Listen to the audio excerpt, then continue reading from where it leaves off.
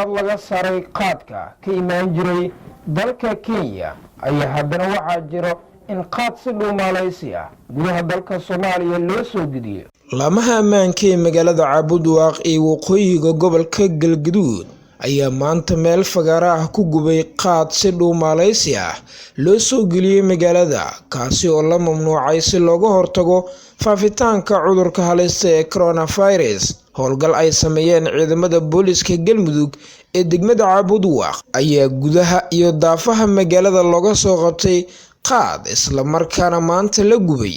Taliyaha booliska degmada Cabudwaaq Qalbi Nuur ayaa sheegay in howlgal ay sameeyeen ay ku soo qabteen 5 ruux iyo gaadiidka qaadka lagu waday, kuwa kalena ay baxsadeen oo ay ku raad joogaan. Waxa uu digniin u diray dadka qaadka oo la mamnuucay soo gelinaya gudaha magaalada, isaga oo sheegay in ilaa iyo mar kale uu amar ka soo baxayo dowladda federaalka Soomaaliya qaadka uu mamnuuc ka yahay in la soo geliyo gudaha degmada Cabudwaaq ee gobolka Galmudug. Saaxiibada aynu jecelnahay guud ahaan waa inaga inta warkii aad ka daawanayseen telefishinka caalamiga Radio Wadani TV xaruntiisa magaalada Beledweyne.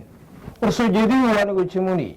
Tan iyo warkiisa xiga intaan dib kaga kulmayno waxaan idinkaga tagaynaa isma dhaafnay nabadgelyo.